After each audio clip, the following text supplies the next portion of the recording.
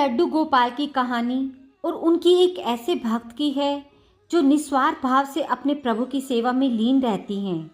अनजाने में ही सही, लेकिन वो कुछ ऐसा कर जाती हैं जो सिर्फ एक सच्चे भक्त ही कर सकते हैं।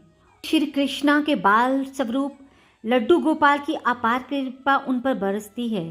तो चलिए अब इस कहानी को आरंभ करते हैं। एक समय की बात है, एक गांव में दो वृद्ध स्त्रियां रहती थी। दोनों का इस जगत में कोई नहीं था। वे दोनों ही एक दूसरे का सहारा बनकर बड़े प्रेम भाव से रहती थी। कि धर्म से दोनों अलग थी, लेकिन विचार से एक थी। उनमें से एक महिला हिंदू धर्म की थी तो दूसरी अन्य धर्म की। दोनों अपने अपने धर्म के हिसाब से प्रभु की आराधना किया करती थी। उनमें से हिंदू धर्म की महिला, उसने अपने घर के मंदिर में श्री कृष्णा के बाल स्वरूप लड्डू गोपाल को बड़े प्रेम भाव से विराजमान किया हुआ था और उन्हें प्रतिदिन एक बालक की भांति प्रातःकाल नहला धुलाकर सुंदर वस्त्र आभूषण आदि पहनाकर तैयार किया करती थी। वह उन्हें एक बालक के समान ही मानती थी, इसलिए कहीं भी बाहर जाती उनके लिए फल खिलौने आदि चीज़ें लेकर आती थी और प्रेम पूर्वक उनको भोग लगाती थी। इस तरह वह दोनों महिलाएं एक दूसरे के परस्पर सहयोग से अपना सुखमय जीवन व्यतीत कर रही थी। और वो दोनों जब पूजा पाठ एवं सभी कामों से मुक्त होती तब बचा समय एक दूसरे के सुख दुख को बांटते हुए व्यतीत करती थी। कुछ समय बीतने के बाद हिंदू महिला को तीर्थ यात्रा पर जाने का अवसर मिला। उसने उस दूसरी महिला से भी चलने के लिए कहा।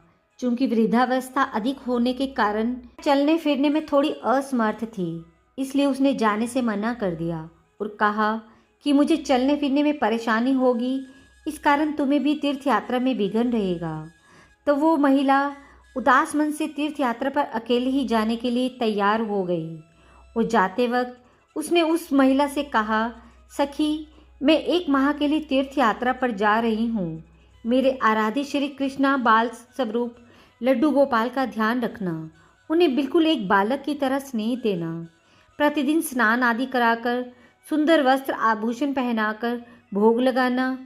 उस महिला ने सब बातें सुनी और बोली कि हाँ सखी, तुम चिंता मुक्त होकर तीर्थ यात्रा को जाओ।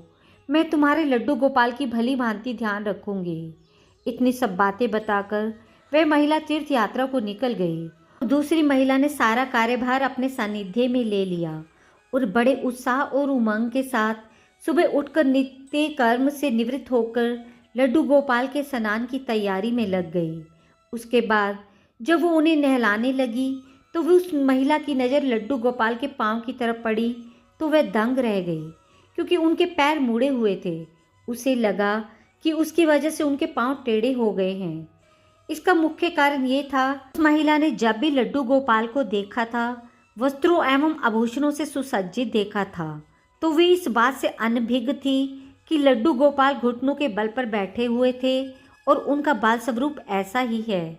वह बहुत परेशान हो गई और सोचने लगी कि मैं अपनी सखी से क्या कहूँगी। उसने इतने विश्वास के साथ मुझे ये जिम्मेदारी दी थी और मैंने लड्डू गोपाल की देखभाल सही से नहीं की।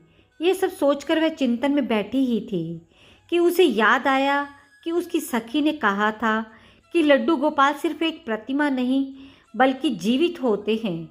बस फिर क्या था, उसने निश्चय किया कि दिन प्रतिदिन उनके पैरों की मालिश करेगी और वह दिन में कई बार ऐसा ही करने लगी। और जैसा कि श्री कृष्ण का स्वभाव है, वो हैं ही इतने दयालु कृपा निधान कि उस वृद्ध महिला की इस नादान भक्ति से वशीभूत होकर उन्होंने उस पर अपनी अपार कृपा लुटा दी। और एक दिन महिला रोज की भांति प्रातःकाल उठकर लड्डू गोपाल को नहलाने का प्रबंध कर ही रही थी कि उसकी नज़र उसके पैरों पर पड़ी।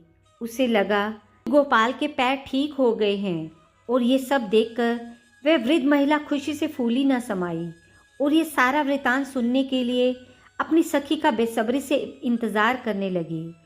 कुछ समय पश्चात जब वह हिंदू धर्म की महिला तीर्थ यात्रा पूर्ण करके वापस आई तो सबसे पहले वो अपने लड्डू गोपाल के दर्शन को ललायक थी। और जैसे ही उसने लड्डू गोपाल को देखा तो वह आश्चर्य में पड़ गई।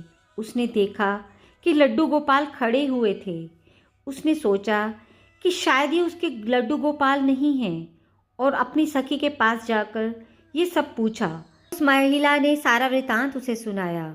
उसकी बातें सुनकर हिंदू महिला समझ गई सारा खेल उस मुरलीधर कृष्ण कन्हैया का है और दौड़ी दौड़ी लड्डू गोपाल के पास पहुंची और उनके चरणों में गिरकर बोली, हे मेरे कन्हैया, हे मेरे मुरलीधर, आपकी दया की कोई पराकाष्ठा नहीं है, आपकी कृपा का कोई सानी नहीं है। उस महिला से बोली कि हे सखी, तू धन्य है, तुझ पर श्री कृष्ण की ऐसी कृपा हुई है जो कोई कभी सोच भी नहीं सकता है। तुझे नहीं पता कि हमारे लड्डू गोपाल के पांव तो ऐसे ही थे, क्योंकि ये उनका बाल स्वरूप बैठी हुई मुद्रा में है, लेकिन तेरी भक्ति ने उनके इस स्वरूप को बदल दिया और उनके पैर सीधे कर दिए। राधे राधे। ऐसी ही भक्तिपूर्ण और ज्ञानवर्धक कहानियों को और सुनने के लिए मेरे चैनल को सब्सक्राइब और वीडियो को लाइक करना ना भूलिएगा और अपनी प्रतिक्रिया कृपया नीचे कमेंट बॉक्स में दें।